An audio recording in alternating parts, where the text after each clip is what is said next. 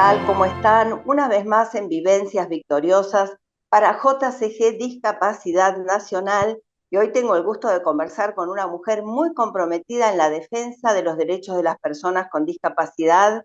Es abogada y política feminista. Es presidenta de la Asociación Ciudadana por los Derechos Humanos, doctora en Derecho egresada de la Universidad Católica Argentina, UCA, profesora de Derechos Humanos de la Universidad Buenos Aires y directora del proyecto Maravilla de Mujeres. Damos la bienvenida y un gusto recibir a la doctora María José Lubertino. ¿Qué tal? ¿Cómo estás? Bienvenida.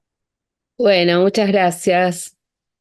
Bueno, gracias por tu tiempo y disfrutamos de este ratito de charla y ya queremos enfocarnos en este tema del proyecto Maravilla de Mujeres. Tal vez podemos empezar cómo nace, cómo se fue desarrollando, en fin, que vos vayas contándonos de esta importante labor que sos la fundadora además. Bueno, mira, desde hace muchos años venimos trabajando en la Asociación Ciudadana por los Derechos Humanos, una línea de trabajo con las personas con discapacidad y desde hace muchísimos años más también venimos trabajando en todos los temas que tienen que ver con la igualdad entre mujeres y varones. Y una preocupación central a lo largo de estos 40 años de trabajo ha sido siempre la violencia de género. Por supuesto, muchas de las integrantes de la Asociación Ciudadana por los Derechos Humanos hemos sido parte del equipo del Instituto Nacional contra la Discriminación, la Xenofobia y el Racismo, en lo que fue mi gestión como presidenta. Y por supuesto, entonces tenemos un abordaje interseccional de los temas de género. ¿Qué quiere decir eso? Que no miramos a las mujeres como si fueran todas homogéneas e iguales, sino que hay mujeres jóvenes, adultas mayores, mujeres con discapacidad, mujeres migrantes, mujeres con diversidades étnicas, religiosas, sexuales.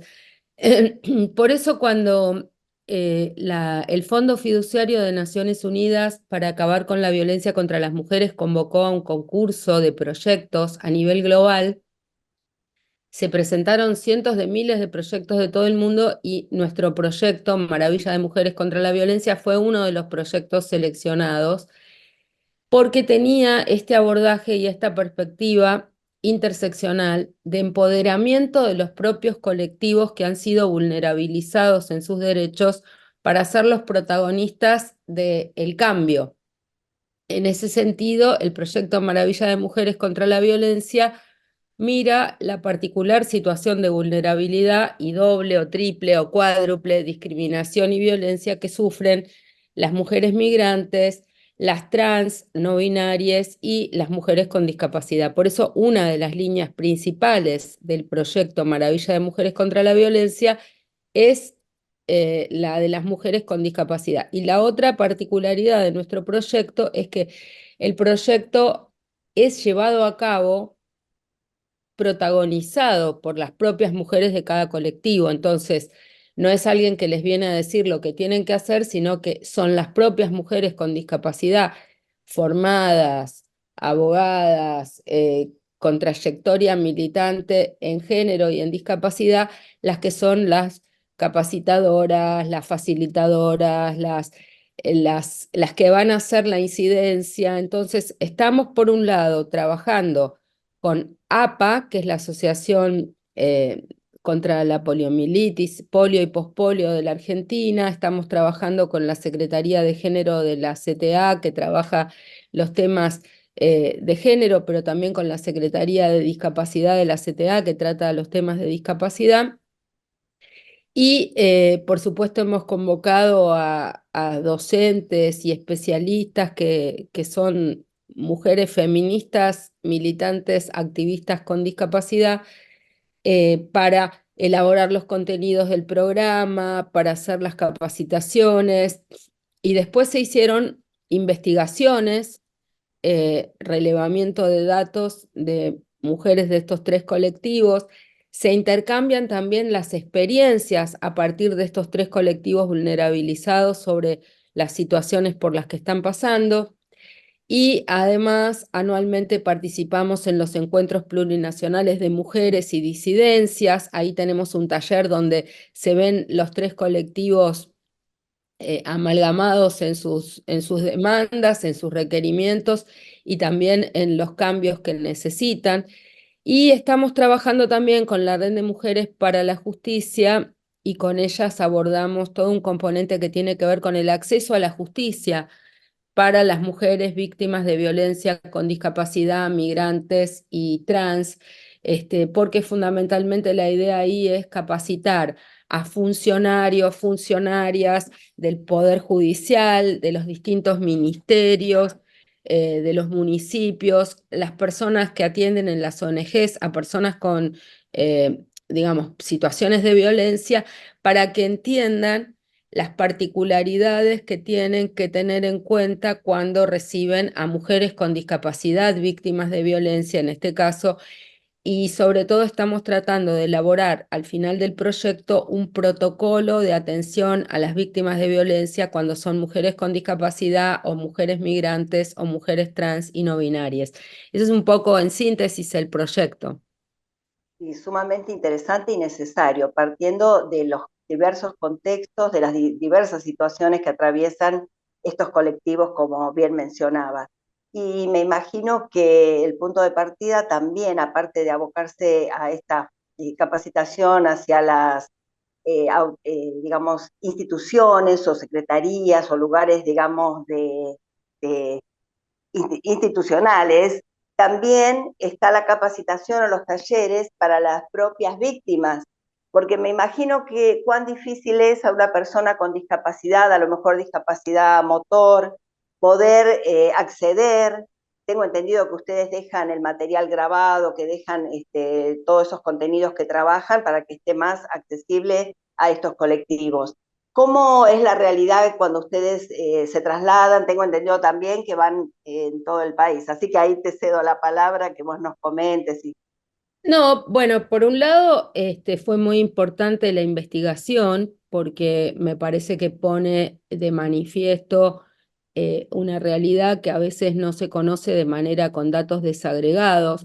Vos pensás que si bien el gobierno anterior, el Ministerio de las Mujeres, Géneros y Discapacidad y Diversidades tenía datos, eh, es muy bajo el registro de denuncias porque a veces estos colectivos no conocen cuáles son sus derechos, ¿no? Entonces fue muy importante hacer primero un relevamiento de toda la información que había sobre violencia contra las mujeres con discapacidad. Vamos a hablar de esa línea de acción en particular por la especificidad de tu programa. Pero también fue muy importante el relevamiento con una encuesta a toda una población que fue entrevistada de mujeres con discapacidad en general. Este, en principio, una cosa muy, muy importante es que hicimos una investigación a todo el país, una investigación, digamos, con características de representatividad, ¿no? Entonces, bueno, por ejemplo, no sé, cuando encuestamos a las mujeres con discapacidad, dividimos en función de la proporción de personas con discapacidad motriz, visceral, psicosocial, visual.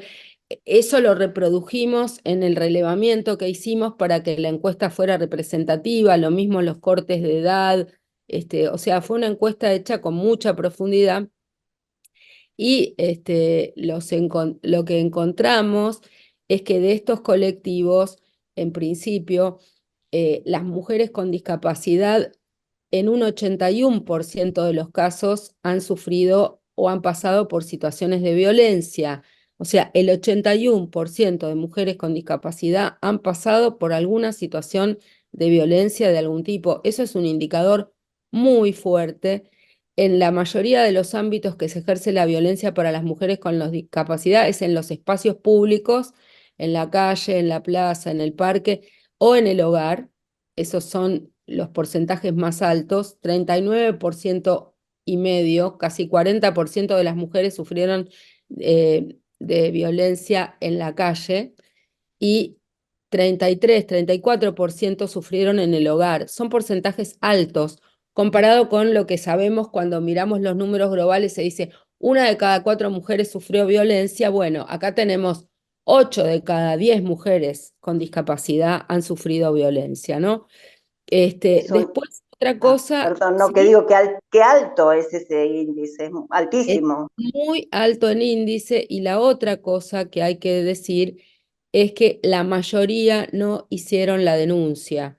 O sea, un 67% de las mujeres que sufrieron violencia con discapacidad no hicieron la denuncia. ¿Se entiende? Entonces, Claro. también nuestro proyecto con esta investigación que se hizo al terminar el primer año, etcétera, ayuda mucho a visibilizar estos datos porque las propias mujeres con discapacidad tienen que saber que pueden hacer la denuncia eh, y digamos cuáles son las cosas que pueden suceder con posterioridad a eso, cuáles son los problemas, las dificultades, pero también el empoderamiento, ¿no? Estamos viendo en estos días, no sé, las mujeres periodistas denuncian 20 años después acoso sexual que recibieron hace mucho tiempo. Las condenas, no sé, de Alperovich o de Juan D'Artés son ejemplificadoras, pero vos fíjate el tiempo que le tomó a esas mujeres que pasaron por una situación de acoso o de violencia, aún siendo mujeres públicas, estamos hablando de una actriz, de periodistas, les costó una elaboración de contar que fueron objeto de una violación, les costó una elaboración personal en casos graves de violencia o de acoso, o el sentir que son un colectivo y juntas pueden hacer una denuncia hacia una persona. Imagínate las condiciones de vulnerabilidad en las que está una mujer que está en silla de ruedas o postrada en su casa o que, no sé, no tiene los recursos o no tiene el conocimiento o no tiene la educación o se siente, no sé, dependiente de otros familiares y no siente que tiene autonomía. Entonces, el proceso de trabajo es muy fuerte en los talleres, ya vamos por el segundo año, ahora encaramos el tercer y último taller del proyecto que va a ser en agosto. Los martes de agosto vamos a tener estos talleres, perdón, los miércoles de agosto, el 7, 14, 21 y 28 de agosto serán los próximos talleres de este año de empoderamiento para las mujeres. Estos son talleres virtuales, así que no hay mayores dificultades para las mujeres con discapacidad. También se hacen, se graban y hay intérprete, etcétera. Y por supuesto, estamos yendo al Encuentro Plurinacional de Mujeres que va a tener lugar en Jujuy este año y ahí vamos a hacer un taller presencial. Por supuesto, participamos con el proyecto en el taller de mujeres con discapacidad, que se hace normalmente como un taller habitualmente convocado por el encuentro, pero también hacemos un taller autoconvocado específico y toda esta información la pueden encontrar en nuestras redes sociales, en la página web de ACDH o en las redes sociales de la Asociación Ciudadana por los Derechos Humanos. Está todo publicado y mandamos invitaciones, etcétera. Y de todas maneras, con tu programa y su continuidad y el vínculo con algunas de las facilitadoras del proyecto, les podemos ir dando más datos o el link para la inscripción, etcétera, que se abrirá en breve Con, la inscripción. con mucho gusto te pido que nos estés manteniendo al tanto, enviando todo el material que lo vamos a estar compartiendo en nuestro espacio web. Y por supuesto, rescatar esto de la visibilización, la promoción de la ley 26485, 26486 y todas las leyes que amparan y que dan a conocer, digamos, cuáles son los derechos, cuál es la situación, cuáles son las situaciones por las que uno puede acceder a la justicia. Y a veces, como bien vos decías, ignorar cuáles son esos tipos de violencia, cómo se dan, porque están naturalizados, tal vez desde que nacieron han sufrido un determinado trato y no identifican que esos tratos son violentos hacia la persona, que cercenan sus derechos, que tal vez crean, bueno, como siempre se ejerce en estos casos, la dependencia y la persona queda sumida en esa condición sin saber siquiera que puede tener una condición de vida mucho mejor. Así que No, y nosotros además, encantadísimos sí, algo que yo quiero recalcar es las dificultades en particular en este momento. Cuando arrancamos el proyecto Maravilla, no nos imaginamos que íbamos a estar en este contexto donde desapareció el Ministerio de las Mujeres, Géneros y Diversidad.